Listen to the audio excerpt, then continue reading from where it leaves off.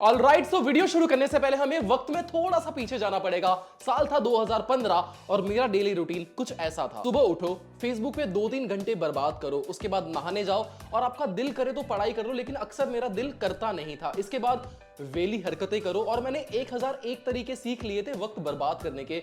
इसके बाद पॉर्न देखो, हिलाओ, खाना खाओ और सो जाओ। ना मैं कॉन्फिडेंट था और इन सब चीजों की वजह से मेरी शक्ल पे हमेशा 12 बजी रहती थी। लेकिन एक दिन ऐसा आया ना जब सब कुछ चेंज हो गया।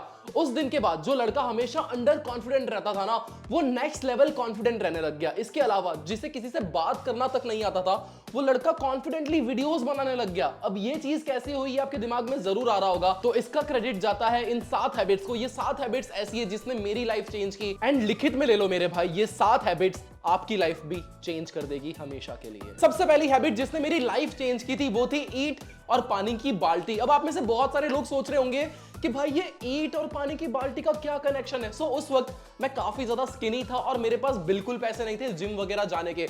अब जो देसी जुगाड़ था, इसके साथ मेरे पास 2 चीजें थी। सबसे पहली ईंट और दूसरी पानी की बाल्टी। अब इस ईंट के साथ मैं शोल्डर का वर्कआउट कर लेता, या फिर इस बाल्टी के साथ मैं बाइसेप्स कर लेता, या फिर इस ईंट के साथ मैं पुशअप्स कर लेता। इन सब की वजह से बेसिकली क्या हुआ, मेरी जो बॉडी थी ना वो थोड़ी शेप में आने लगी। जो कपड़े जो बहुत लूज होते थे, अब उसकी फिटिंग प्रॉपर होने लगी। मेरा जो बॉडी पोस्चर था खड़े रहते वक्त या बैठते वक्त, वो कंप्लीटली चेंज हो गया। और एक्सरसाइज की वजह से ब्लड फ्लो इंक्रीज हुआ, स्किन को बेटर ऑक्सीजनेशन मिली और इस वजह से मेरी जो स्किन क्वालिटी थी ना वो थोड़ी सी बेटर हो गई। अब जब आप कंसिस्टेंटली वर्कआउट करते हो ना, तो आपकी बॉडी के अंदर बहुत सारे चेंजेस आपको देखने मिलते हैं। जैसे कि आपके जो मसल होते हैं ना वो थोड़े टोन्ड हो जाते हैं। इसकी वजह से आप जब भी अपने आप को मिरर में देखते हो, आपको बहुत सेक्सी लौंडा दिख रहा होता है और ये चीज आपके कॉन्फिडेंस को बूस्ट करता है। इसके साथ ही जब आप बाहर से अच्छे दिखते हो ना, आपको अंदर से भी अच्छा फील होना शुरू हो जाता है। अगर आप अपनी लाइफ को चेंज करना चाहते हो ना, सबसे पहली चीज आपको ऐड करनी अपने डेली रूटीन में, वो है वर्कआउट। और वो भी बिना किसी एक्सक्यूजेस के, क्योंकि मेरे पास भी पहले चीजें नहीं थी। मैं भी ईंट और बाल्टी से ही वर्कआउट कर रहा था। अगर मैं कर सकता हूं तो आप क्यों नहीं। दूसरी हैबिट आती है रीडिंग बुक्स। बीच में एक ऐसा टाइम आया था ना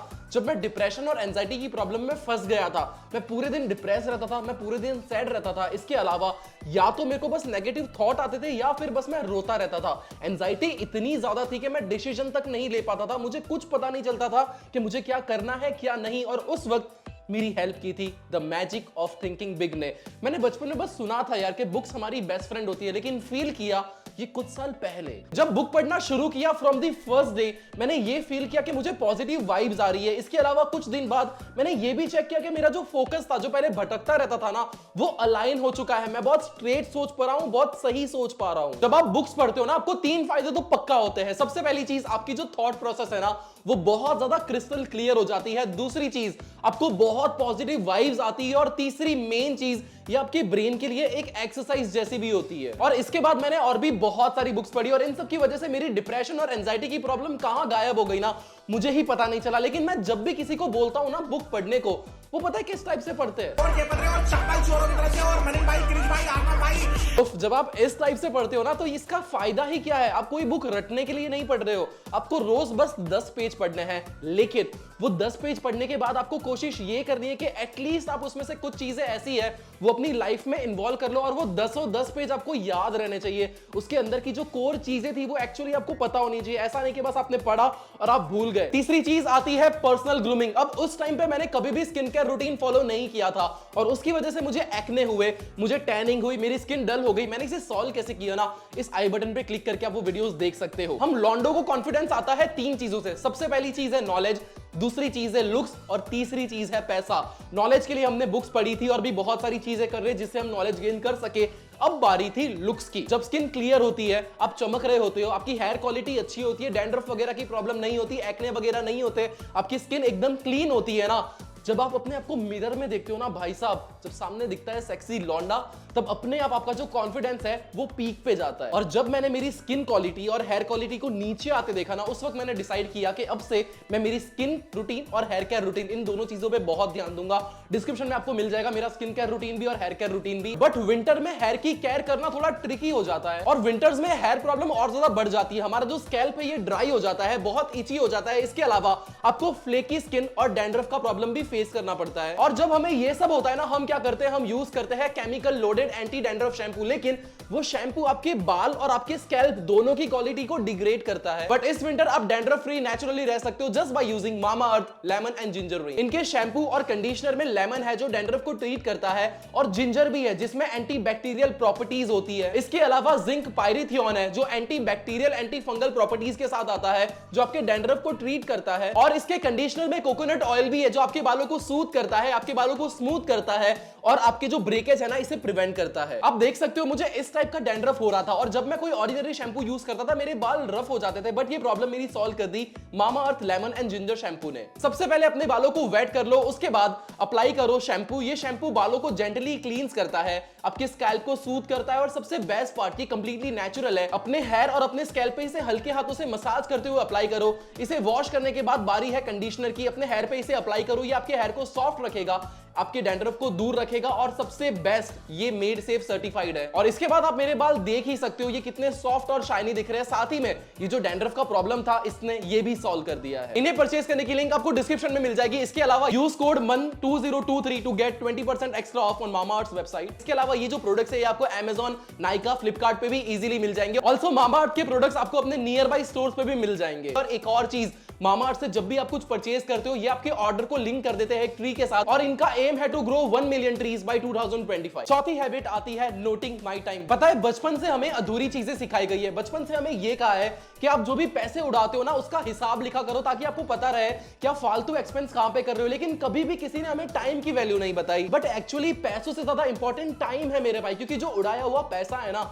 ये तो आप दोबारा कमा लोगे, लेकिन जो उड़ाया हुआ टाइम है ना ये आपके पास वापस नहीं आने वाला। उस टाइम पे पता है मैंने क्या किया, मैंने अपना टाइम नोट करना शुरू किया कि मैं इतने बजे से इतने बजे तक क्या कर रहा था। अब इसकी वजह से क्या हुआ, मेरा जो प्रोक्रास्टिनेशन था ना वो कम हो गया। इसके अलावा एक और चीज ये हुई कि मुझे पता चल गया कौन से टाइम में कितना टाइम लग जाता है मुझे। तो मेरा जो टाइम था ना वो मैं बहुत एफिशिएंटली खर्च करने लग गया था। अब ये जो हैबिट थी ना ये मेरे काम आई 2017 में, जब मैंने वीडियोस बनाना शुरू किया। हम में से बहुत सारे लोग अगर जॉब कर रहे हैं ना तो वीडियो नहीं बना पाते क्योंकि टाइम नहीं होता है, लेकिन क्योंकि मैं अपना टाइम लिख रहा था ना मुझे पता था कि मेरा कहां पे टाइम बचने वाला है, और वो टाइम मैं यूज कर लेता था मेरे वीडियो प्रोडक्शन के लिए। Habit number 5, stop watching porn videos. अगर मैं इस वीडियो को रैंक करूं ना कि कौन सी ऐसी एक हैबिट थी जिसने मेरी लाइफ कंप्लीटली चेंज की, वो ये थी कि पॉर्न अब से नहीं देखूंगा। ये जो पॉर्न है ना इसने मेरी मेंटल हेल्थ, मेरी फिजिकल हेल्थ और मेरे लोगों के साथ रिलेशनशिप्स तीनों चीजों को डैमेज किया था। अब आप सोच रहे होंगे मेंटल हेल्थ कैसे? जब आप पॉर्न देखते हो ना आपको एक अननेचुरल डोपामिन हाइक मिलता है, लेकिन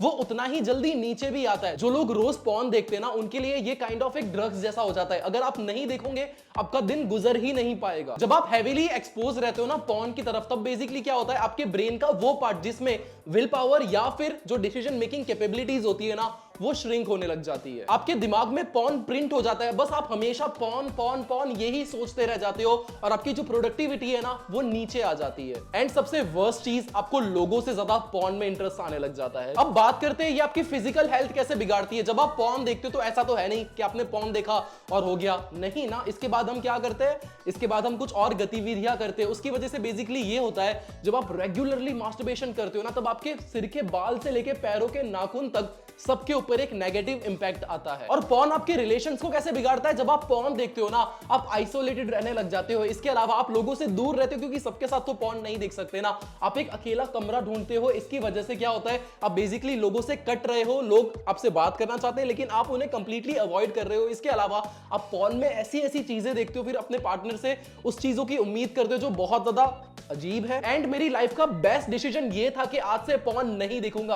अब इसकी वजह से क्या हुआ, मेरे जो एनर्जी लेवल थे ना वो वापस से इंक्रीज होने लग गए, मेरा जो फोकस था वो इंक्रीज हो गया, मेरी जो स्किन की कंडीशन थी वो अच्छी हो गई, मेरी हेयर की क्वालिटी अच्छी हो गई, मेरा जो वेट था वो बहुत कम था, मैं वेट गेन करने लग गया। इसके अलावा मेरी पर्सनैलिटी में एक ओवरऑल गजब चेंज आया था। अगर आप भी ऐसा कोई गजब चेंज चाहते हो ना सबसे पहले पॉर्न को क्विट कर दो। 6th हैबिट आती है लोगों को उनके नाम से बुलाना। पहले मुझे लोगों के नाम याद नहीं रहते थे, मैं पता है उन्हें कैसे बुलाता था, ओ भाई, अरे सुन ना वीरे, अरे वीरो, अरे ब्रदर। अब ये बुरा नहीं है, लेकिन अगर आप ये चाहते हो ना कि लोग आपकी रिस्पेक्ट करें, इसके अलावा लोग आपसे कनेक्शन फील करें, तो प्लीज उन्हें उनके नाम से बुलाना शुरू कर दो। जब हम किसी को उसके नाम से बुलाते हैं ना, तो दो चीज होती है। सबसे पहला, उस इंसान को ये लगता है कि यार इसको मैं याद हूं, इसको मेरा नाम याद है। और दूसरी चीज, एक इंसान की फितरत ये होती है कि जब कोई दूसरा बंदा उसके मुंह से उसका नाम लेता है, आई मीन अगर मैं किसी और का नाम लूंगा तो उसे बहुत अच्छा लगता है कि यार इसने मेरा नाम लिया। तो ये ह्यूमन नेचर है। इसकी वजह से जब आप किसी का नाम लेके उसे बुलाते हो, वो इंस्टेंटली आपकी तरफ अट्रैक्ट होता है। और इस हैबिट की वजह से सामने वाले को लगता है कि वो आपके लिए बहुत ज्यादा इंपॉर्टेंट है, क्योंकि आज के टाइम में कौन किसी का नाम याद रखता है। एंड जब हम किसी हम उम्र को उसके नाम से बुलाते हैं ना, तो ये एक रिस्पेक्ट भी शो करता है। और मुन्ना भैया ने भी ये कहा था कि रिस्पेक्ट दोगे तभी तो रिस्पेक्ट मिलेगी ना। लेकिन आपको एक गलती नहीं करनी है, वो ये है कि बार बार नाम से नहीं बुलाना है। जैसे कि हार्दिक, ओ हार्दिक, हार्दिक, हार्दिक। अब इसमें बेसिकली सामने वाले को ये लगता है कि आप उसका मजाक उड़ा रहे हो। ये गलती नहीं करनी है। सातवीं हैबिट आती है, रात को सोने से 3 घंटे पहले जो ब्लू लाइट एक्सपोजर है ना अपना, वो बंद कर दो। लाइट एक इलेक्ट्रोमैग्नेटिक रेडिएशन से कंपोज्ड होती है, जो एक इनविजिबल फॉर्म ऑफ एनर्जी है। अब ये जो ब्लू लाइट है ना, जो आपके फोन से निकलती है, उसका सीधा इंपैक्ट पड़ता है आपके हार्मोन प्रोडक्शन के ऊपर, आपकी अलर्टनेस के ऊपर और आपकी स्लीप साइकिल के ऊपर। अब ये जो ब्लू लाइट है ना, ये हमारे ब्रेन के उस पार्ट को स्टिमुलेट करती है जो हमें अलर्ट फील करवाता है, और ये हमारे बॉडी टेम्परेचर और हमारी हार्ट बीट दोनों को एलिवेट करता है। अब दिन में अगर आपको ब्लू लाइट एक्सपोजर मिलेगा तो शायद ये आपके लिए काम की चीज हो सकती है, लेकिन अगर ये ब्लू लाइट एक्सपोजर आपको रात को मिला ना, तो आपको प्रॉपर नींद नहीं आएगी, क्योंकि ये आपके मेलाटोनिन प्रोडक्शन को डिक्रीज करता है और इस वजह से आपकी नींद कॉम्प्रोमाइज होगी। आपने देखा होगा आजकल बहुत सारे मेलाटोनिन सप्लीमेंट आने लगे। ये क्यों आने लगे? क्योंकि हमारी ही गलती है। हम लोग क्या कर रहे हैं, हम लोग देर रात तक मोबाइल चलाते हैं, उसके बाद हमें नींद नहीं आती और हमें मेलाटोनिन सप्लीमेंट की तरफ जाना पड़ता है। अगर आप अपना ब्लू लाइट एक्सपोजर रात को कम कर देते हो ना, तो आपको ये मेलाटोनिन सप्लीमेंट्स की जरूरत नहीं पड़ेगी। बट हम देर रात तक या तो मोबाइल चलाते हैं या तो लैपटॉप चलाते हैं, उसमें से जो ब्लू लाइट आती है ना, वो हमारी नींद खराब करती है। अब ये जो नींद खराब होती है ना, इसके साथ आपको स्ट्रेस आ सकता है, आपको डिप्रेशन आ सकता है, आपकी स्किन क्वालिटी भी बिगड़ सकती है, आप बहुत लो एनर्जेटिक भी फील कर सकते हो, और साथ ही में क्योंकि आपको अच्छी नींद नहीं आई है, तो आपका जो अगला दिन है ना, वो उतना प्रोडक्टिव नहीं जाने वाला है। आपका चेहरा बहुत ज्यादा टायर्ड दिखेगा। इसे सॉल्व करना सुपर इजी है मेरे भाई। आपको बस रात को सोने से 2-3 घंटे पहले अपना जो फोन है ना, इसे इस्तेमाल करना बंद कर देना है। आपकी जो नींद की क्वालिटी है वो भी इंप्रूव होगी, और आपकी जो स्लीप साइकिल है वो भी आप बहुत अच्छी मेंटेन कर पाओगे। ये गलती हम यंगस्टर्स बहुत करते हैं, देर रात तक मोबाइल लेके बैठे रहते हैं। प्लीज इसे स्टॉप कर दो। ओके, सो आज की वीडियो में इतना ही था। आई होप आपको मेरा आज का वीडियो अच्छा लगा होगा। अगर वीडियो अच्छा लगा देन प्लीज इस वीडियो को लाइक कर दो, शेयर कर दो। अगर अभी तक चैनल को सब्सक्राइब नहीं किया देन प्लीज मेरे भाई चैनल को सब्सक्राइब कर दो। और अगर आपके कोई सवाल है तो कमेंट बॉक्स में जाके आप मुझसे पूछ सकते हो। मिलते हैं अगली वीडियो में, तब तक के लिए स्टे ट्यून्ड।